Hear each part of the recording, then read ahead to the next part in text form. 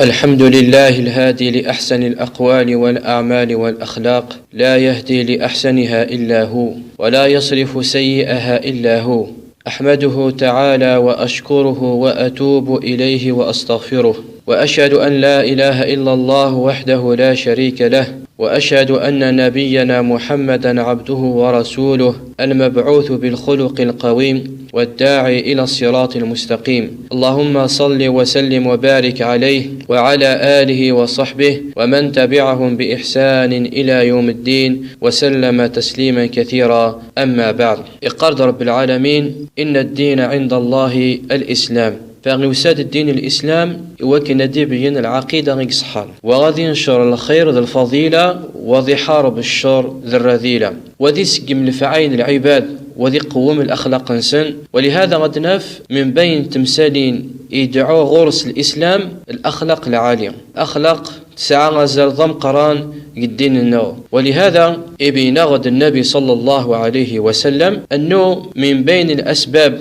يوكن الشيعي في ضرب العالمين للرسول العباد يوكن ذي كمل الأخلاق العالية. فغيقرد النبي صلى الله عليه وسلم إنما بعثت لأتمم مكارم الأخلاق. ولهذا غتصفت كثران مسلين للنبي صلى الله عليه وسلم هضرمتت في الأخلاق. فالنبي صلى الله عليه وسلم يتوصي العبد وكن وريخ دعارا غيماس، وكن وريسك الدبار في ماس، وكن وريح سدار يماس، وكن وريح ضرر في ماس، وكن وري تعدى يرى في اللاس، وكن وثيح قرارا، وكن ورتك كبيرة في اللاس. وإقرد النبي صلى الله عليه وسلم لا تحاسدوا ولا تناجشوا ولا تباغضوا ولا تدابروا ولا يبع بعضكم على بيع بعض، وكونوا عباد الله إخوانا. المسلم أخو المسلم لا يظلمه ولا يخذله ولا يحقره. التقوى ها هنا، ويشير إلى صدره 3 مرات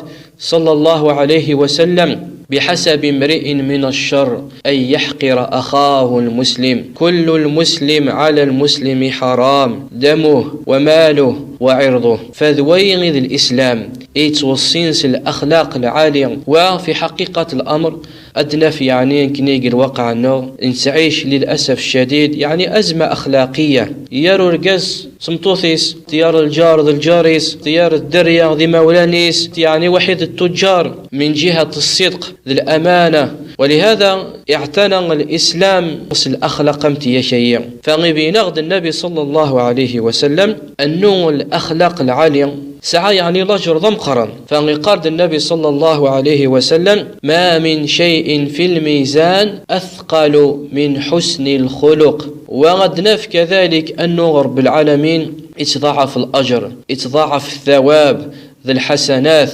لصاحب الأخلاق الحسنة. اقرد النبي صلى الله عليه وسلم إن المؤمن لا يدرك بحسن خلقه درجة الصائم القائم. فون رذي جهد نمانيس سلمعاملة العالية وحيد العباد فوين غادي يسعون الأجر.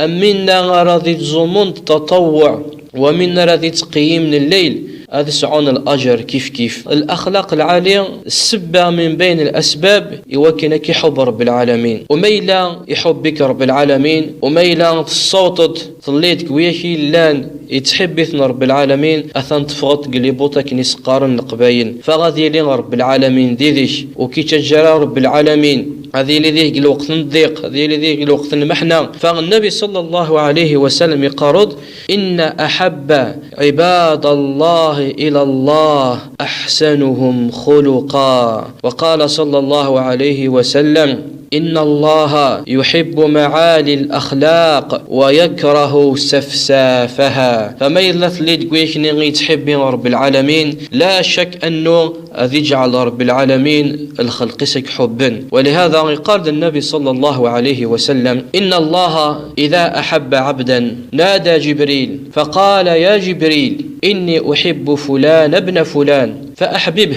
فيحبه جبريل. وينادي جبريل في أهل السماء يا أهل السماء إن الله يحب فلان ابن فلان فأحبوه فيحبه أهل السماء ويجعل له القبول في الأرض. فميلا تحبك رب العالمين الدلعي رب العالمين جبريل عليه السلام فسيني يا جبريل أثن تحبي فلان بن فلان حبيث فغث حب جبريل عليه السلام وضعيتك جبريل كان الملائكات يا أهل السماء أثن رب العالمين يتحبين فلان بن فلان حبمت فغث حب الملائكات وازدي جعل رب العالمين القبول قلقاع.